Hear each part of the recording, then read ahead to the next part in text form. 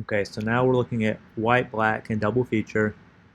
Quick reminder, rules are no more than 10 uncommons, and you have to have at least a third of the cards from both the sets. So that'd be at least a third from Midnight Hunt, at least a third from Val. So the way that black-white typically played in Midnight Hunt is it could be a little tempo-y and a little value-oriented, but oftentimes it had to have the final push of damage either with some decay tokens or with like a dread hound or a siege zombie to ping through those last points. Oftentimes had some incidental life gain if you could get some Lunar Arc veterans, and it was able to take advantage of sacrifice. In Val, Black White has been very grindy, very late game. Eventually, either win with flyers, or if the opponent's drawing a lot of cards, you might even deck them potentially. Um, just very grindy, or you play to a bomb that you have. So a little bit about the double feature format. We would imagine, because there's 2 rares and 4 uncommons in each pack, 1 rare from each set, 2 uncommons from each set, and the rest are commons. It's probably going to be a higher power format. We already know that Val was a reasonably high power format because of just some of the rares that were very good. And Midnight Hunt had very good commons and uncommons, so again, likely to be a high powered format. With that in mind, Black White probably plays pretty well, yeah, in combining the synergies between the sets. Incidental life gain is likely going to be a big part of the game plan. Try and keep the game going until you can locate your bombs and make sure you have enough removal for the opponent's bombs. No counter, so it's going to likely have to be hard removal in these colors. Can probably play a temp-warning game, but may not be quite strong enough to consistently do that against some of the better decks like the blue blacks and white blues. So got 138 cards. We need to whittle down to 40, including land. So let's jump in. So Chaplain Alms. It's a great card in Midnight Hunt. Something that's you're very happy to sacrifice and pay on the disturb side. It's likely going to end up making the deck. Gavany Trapper can help stall the game out as well. Lunar Arc Veterans probably going to be your best or next to best common, along with maybe Traveling Minister. Probably don't have room for Escort. Probably don't have room for Officiant. Definitely going to want to play in Static Awakener if you can get it. And then, while there are sacrifice synergies, Persistent Specimen probably doesn't end up making the final deck, but we'll keep it in for now. We'll see what this kind of starts to look like. Farmhand's great. Beggar, again, there are some sack synergies, whether it's with cards from Midnight Hunt or Exploit from Val. So this card didn't play quite as well as we would have expected, maybe in Midnight Hunt, but we'll see. Probably don't need to go with the Kengrove Rich or Commando. We're not going to have enough enchantments. This is more of a blue-white card if you're going to play it at all. Might have a role for infantry. We'll see. Probably not for Fleeting Spirit. Probably do end up playing Panic Bystander with all those sort of life gain, chance to be a meaningful blocker or attacker with the Death Touch if you can get it to flip. Probably not training. It's just likely not going to be quite aggressive enough to make it actually worthwhile. Probably don't have enough pump effects. Maybe a red-white would consider this, or even a green-white, but probably not black-white. Twin Blade Geist is great. Unruly Mob never seemed to play out well. Either you drew it early, and then they ended up killing it or bouncing it, or you drew it late, and it was a 1/1 for 2 mana. Vampire Slayer, probably not enough vampires. It's not going to be as strong. Well, think about Doom Descender because we do have the sack synergies, but may not make the cut. Halo Mirror is just not good value. Mind Leech Pool, not quite strong enough. Prefer not to play a Novice Occultist if we can. We can probably get card advantage in other ways. So blood was reasonably big, but not as big in black, white, and Val as it was in some other colors. Or because we have fewer Val cards, we're probably less likely to be able to proc these blood synergies. So a card like Recluse probably doesn't make it. That being said, might still end up keeping the Restless Bloodseeker if we have enough life gain to just go through the deck more effectively. So we'll see. G-Zombie's a good close out the game card. Undead Butler probably has a role. We're not going to be aggressive enough to play Interloper. We need stuff that can block. And then Strangler just never quite seemed to play as well as it could. Flesh Taker is going to be great. It's a key cog to the deck if you can get it going.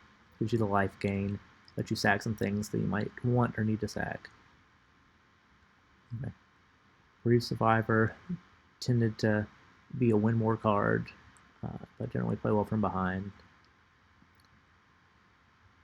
Sanctifier is not quite strong enough. Get a little bit of filtering, but 3-2 for 2, or 3-2 for 3 doesn't play super well. Distracting Guys didn't play well enough in this color pair. In Val, again, if we're playing grindier, tapping down one creature on blocks oftentimes isn't going to be worth the card. We do want some evasion, but Rift Rider, it's going to be tougher to consistently have 3 power creatures that can pump it up that you can also attack with favorably and not be winning anyway. Ancestor makes a ton of sense. Loyal Griff, that's good. We don't have too many come into play effects compared to some other colors, unfortunately. So it might not end up making the cut. Militia Rallier, again, by the time you're attacking consistently, confidently with more than one creature, this probably isn't going to do much on the ground. Morning Patrol is reasonable, but it probably plays a little better in blue-white. We'll keep it for now, though. Resistance Squad, probably going to have enough humans to turn this into a 3-2 draw card on turn 3, which is meaningful. We'll see. We've got a lot of our cards that end up getting disturbed or humans. Virtual Guardian didn't quite play up enough. Dawn Guard is fantastic. That's card advantage, especially if you have lower curve, typically drawing a card every other turn or so.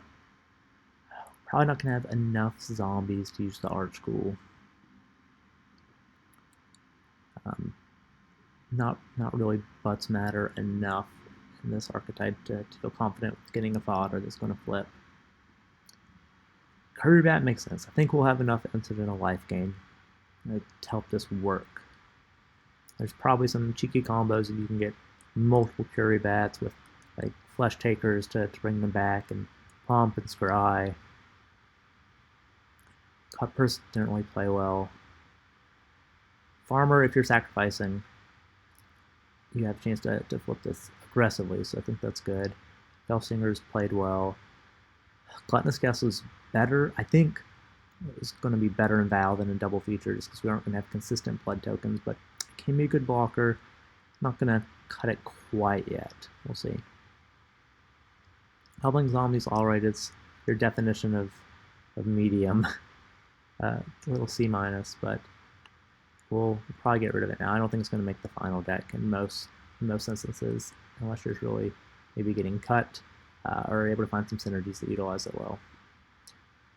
Love to have a Morbid Opportunist if you can, especially in a deck where creatures are dying, whether they're decay tokens or other tokens.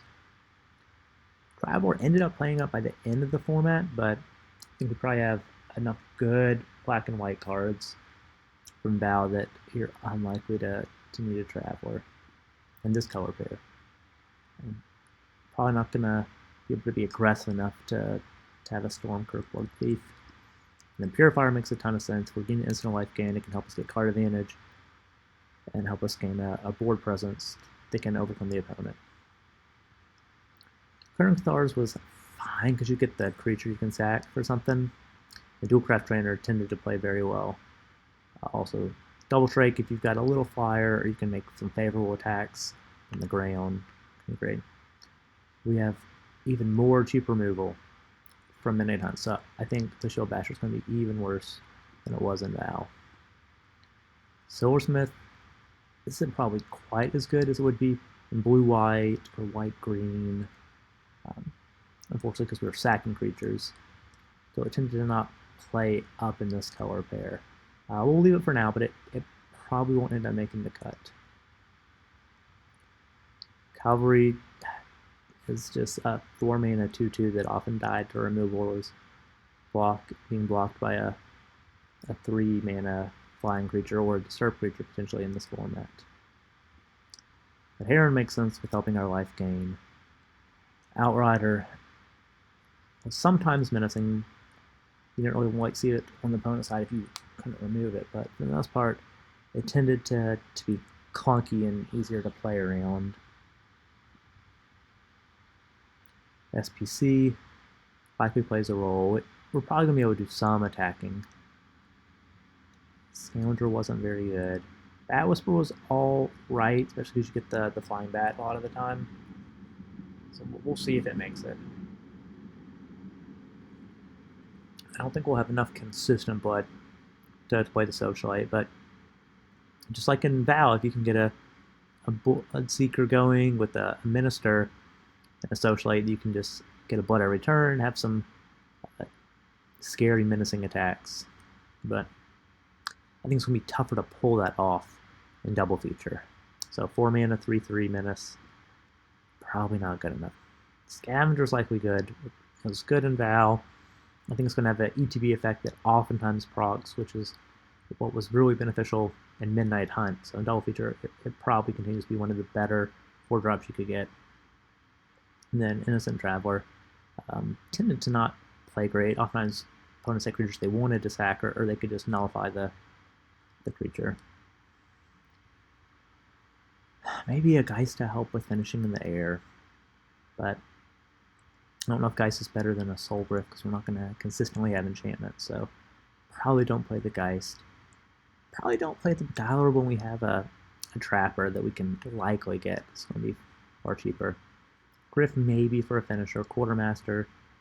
Again, plus almost some counters probably aren't as strong in this archetype, but you put it on another flying creature, a life gainer, maybe a Death Toucher that makes it tough to trade with, favorably could have a role.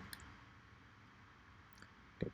Probably not the Collector. It's oftentimes compared to the Griff, but I think the Griff might be a little stronger just because sometimes the opponent's having a game plan that focuses on getting a certain card in the graveyard at the right time. Whereas oftentimes they do have like a land or something they can discard with the Collector. So probably can't have too many 4, 5, 6 drops. Love to take as many Diagram Forts as we can get. This is how the deck was able to oftentimes tempo out an opponent mid. Behemoth, on the other hand, just asking to be destroyed by a 2/3 mana removal spell after you sack the creature, or just came up too late to matter. We're not going to be able to have synergies to take care of the Phalanx. Probably can use the Gargantua. We'll see what we have that's worth sacking. And then the security, unlikely to have enough blood tokens to make this worthwhile. Even with blood, oftentimes it didn't play well. The Dreadhound is a good finisher that likely we'll have time to get to. Okay, down to 99. Let's look at the spells. Blessed Defiance often played well. You're looking for some incidental blood gain or life gain. Trade up, get a spirit. So might end up making the deck. Kiddo Trap became better as the format went on, but I'm not sure with even more exploit being added with Val, it's going to play quite as well because they can still block the creature, unlike like an imprisonment, they can't attack or block. True Pass has an effect. Probably not Courage when our creature's looking to be sacked sometimes. And Piercing Light's not great. Radiant Grace, not great. If we're between Blood Fountain and Crawl from the Cellar, probably Crawl between the two because you can spread out a little bit more. Blood Fountain tends to be a little too slow. These decks do last for a while with a longer game, so it's maybe not cut both. Well, let's cut the Fountain, but maybe not cut the Crawl quite yet. Gift from Fangs doesn't really play up in this deck. Don't have enough vampires, and sometimes you can't even use it on your opponent's creatures. And then probably not going to build a template shell that has a Rotten Union, but it can be a useful card if you're looking to get some sack fodder. Probably keep the mouse in for now because we are sacking some creatures. Probably not the place for combat tricks too much, unless they're really doing a lot, like the Blessed Defiance in this color pair. Blessed Defiance played well. Adamant Will, probably not so much. Circle can be good. Retribution can be good. Again, probably not a Flare of Faith. Nurturing Presence, probably more of a blue-white card. It was in Val anyway. It didn't have great numbers in blue and black-white in Val. Probably be the same here with more sacking going on. Don't want to put it on a creature, you're just going to sack. Probably not aggressive enough for Ritual of Hope. And then probably not going to fall behind on life. And then maybe on creatures, maybe on cards, but still asking a lot for an uncommon. Scans can be good, obviously. Blade Brand sometimes traded up and was pretty impressive. With the bombs in the format, many of them don't have to get into combat, though. So it's probably not going to play as sneaky, surprisingly well as it did in Midnight Hunt. Val plays great. Ghouls Procession tended to not play very well, despite the potential. Grasp is great. Ambush great. Grasp, again, great. Vampire's Kiss. It is nice to get blood, but it's still card negative and doesn't really do too much. And then Oblivion did tend to play well. You have to have some creatures to get rid of, but depending on how the build turns out, there may be creatures that you want to be sacking. Again, good removal, tough to remove this enchantment. Cathar's Call tended to not play well. Imprisoment's alright. We'll see if it makes the cut compared with all the other cheaper, better removal in black here. Barrage, probably too situational, but with more bombs, it oftentimes do have a toughness 4 or greater from Val. It may be reasonable if you don't land some of these other removal spells, but I don't think we put it in our template right now. By the time we're doing some good attacks, this is probably not where we need to be. Same with the aim in the head. Probably not adequate enough. And with Blood Pact, defense rate was good. No Way Out did tend to play alright. She got the Decayed token as well. We could be used for sack fodder, so we'll think about that. Point of Discussion really overperformed in Val with enough incidental life gain. Probably going to be present in double feature. I think we'd like a Point of Discussion to get some card advantage. And Downfall's great. We don't probably have enough spirits to proc this. And then Bleed Dry was a sometimes first pick, sometimes correctly first pick in Val, but look at all the other move options, especially the cheap options from Midnight Hunt. I'm not going to cut Blue Dry now, but I think you'll be happier if your decks have some of these other removal spells rather than a Bleed Dry in double feature. And then probably not enough blood to make anything work. I'm going to cut Grizzly Ritual yet because it actually did play alright in Black-White because the games could go longer. But it might even be better than Bleed Dry in this deck in this format, potentially, but I think it's still probably going to be too expensive. So, down to 77 cards, made our first initial cuts. Looks like we do have some sacrifice themes with Exploit or General Sacrifice, but it's maybe not as present as we would like just because it's spread out across 2 sets. So we'll keep that in mind when we're making these next cuts. We'll also be considering we can only have so many uncommon, so we have to try and have high power, but also have some sort of game plan that's moving towards like beating the opponent. So I don't think we play Specimens. Just not enough sacking, though it could be cute again with Flesh Taker. I think we'd love to have any of these 1-drops. Only one of them's an uncommon with the Chaplain of the Alm, so we'll keep them all for right now. One a Flesh Taker. I don't think we'll miss an Undead Butler too much. I think we would miss the Siege Zombie, though, as a good finisher. We'll keep the Blood Seeker for now. This may end up being one of the only cards that has a blood focus that stays in just because of the incidental life gain. But you're only going to life gain so often, um, and really a lot of it's on ministers or playing creatures for veteran. I don't think the dissenter makes it. I don't. If you can get consistent sacking, then I think you really want a beloved beggar.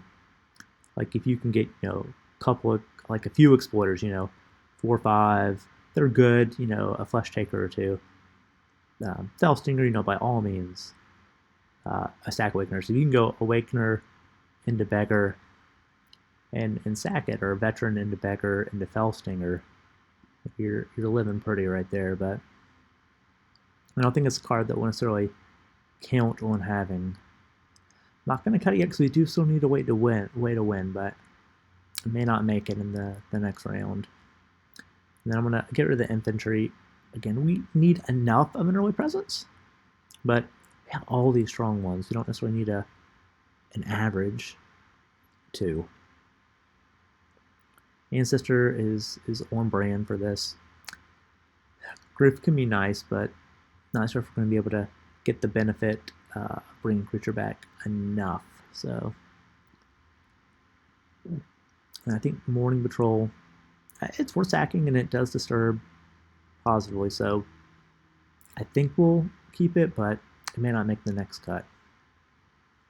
I think we'll end up having enough humans to play a squad if we get one. We'll play Dawn Guard regardless. I don't think we keep the Outlaw.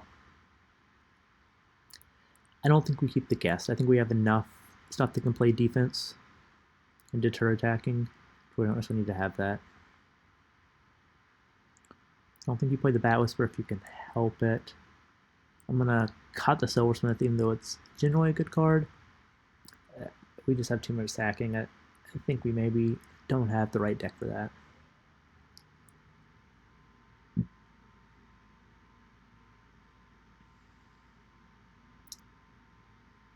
Okay, we'll come back to these a little bit.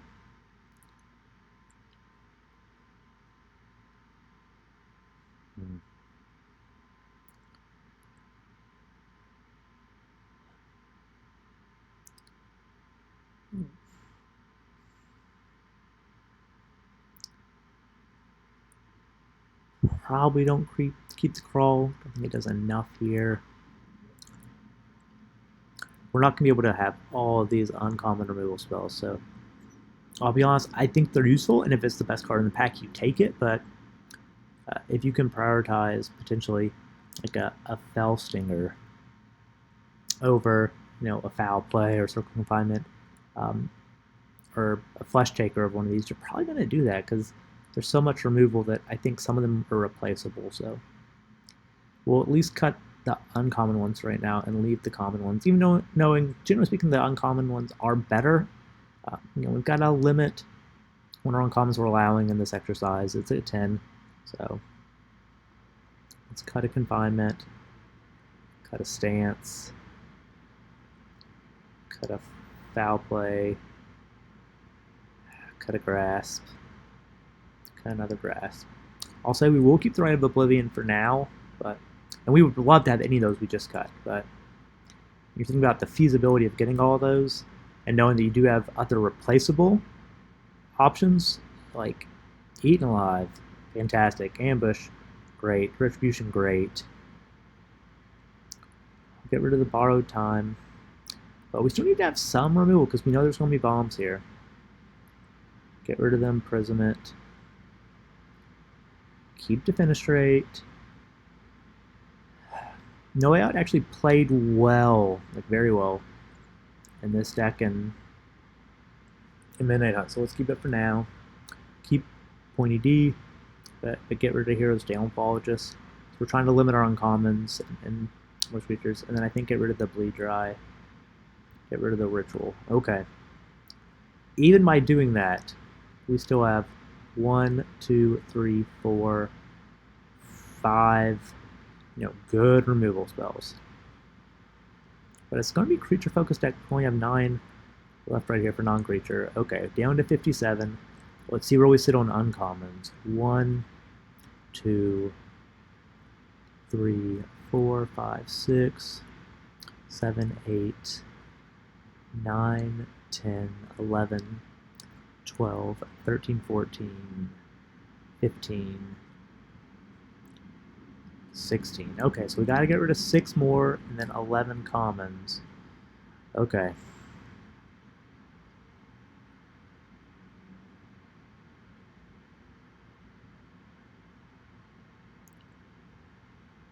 I'm gonna say Quartermaster, it's great if you can get it. I think you do end up picking it over many other cards, but if we do end up going with sacking,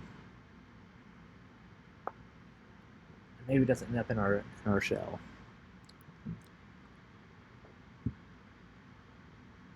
I'm gonna cut the Cathars for now.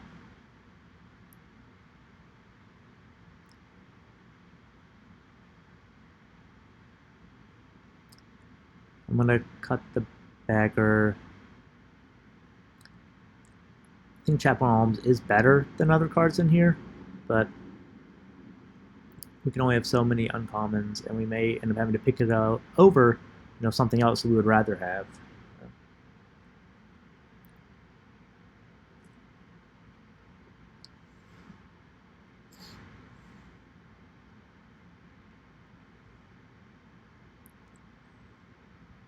Gonna get rid of Rite of Oblivion.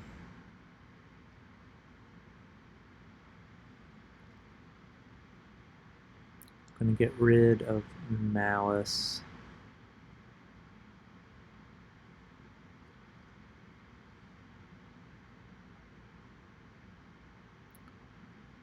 Geist is good, but you don't necessarily need Double Strike to finish an opponent.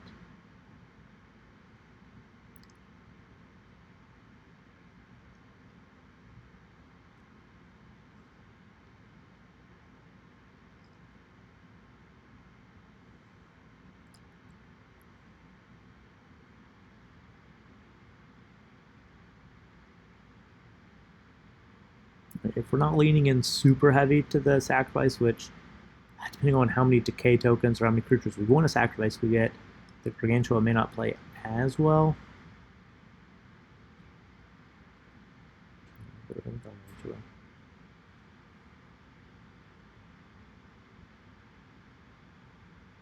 Okay.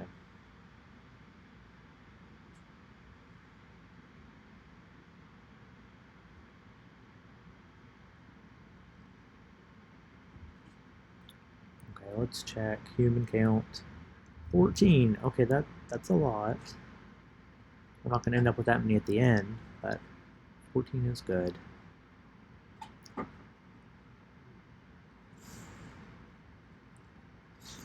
so now let's see. What else are we trying to do? I think you'll play a Blessed Defiance if you get it, but let's cut it for now, because we do still have some really strong creatures in this template shell.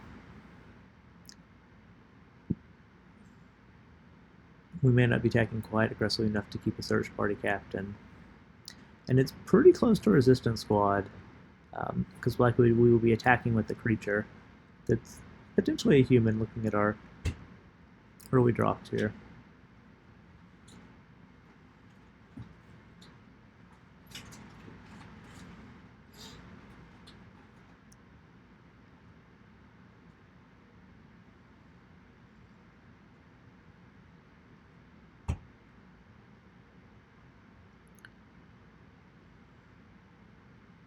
Okay.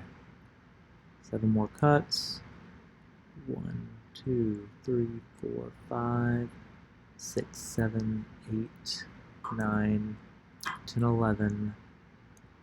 Uncommons. Gotta get rid of 1 more uncommon. It's potentially Resistance Squad. It's potentially Bloodseeker, but I think Bloodseeker is something you could prioritize with the life gains. So I'm gonna say Resistance Squad for this exercise, and then 6 more commons. I'll say No Way Out for one of them, but I think we're going to keep these 5 spells. So we got to get rid of 5 more creatures. We've got a good curve going though. All these ones are fantastic. We'd be happy to play any of these 2s on 2. Freeze a Great. I think we have enough life gain to keep Courier Bat. Not sure about Desperate Farmer, though. Not sure about Morning Patrol.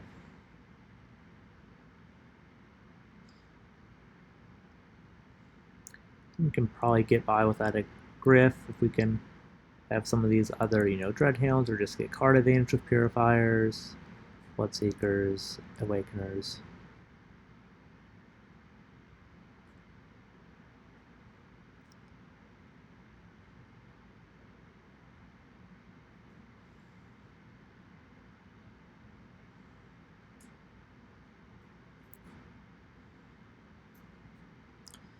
I don't know, I don't want to cut any of these other cards. They play so well together. This is the curse of having so many strong commons in black, and then to an extent in white from Midnight Hunt. Have some tough cuts to make.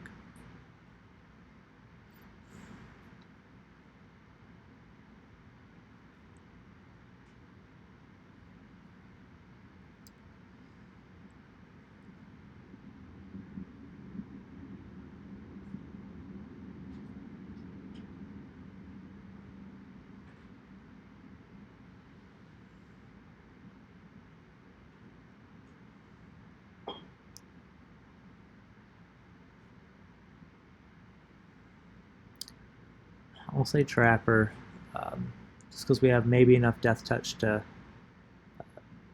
keep someone away from attacking.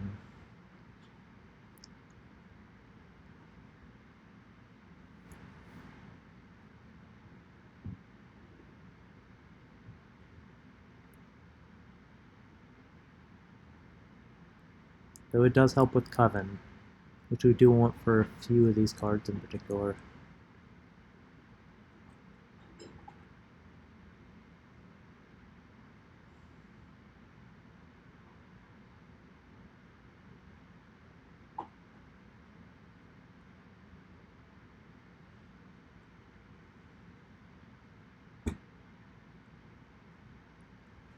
This probably isn't right, but I'm gonna say Kindly Ancestor just because I think we want to keep the ability to go in the air with the Heron of Hope. Some of these other black commons are just too strong. I think Career Back gives too much potential with bringing cards back. So this is one way to do a template. I think there's definitely flexibility depending on if you lean into exploit, lean into life gain a little more. But this is one way to do it. So please comment if you have any different ideas. Thank you.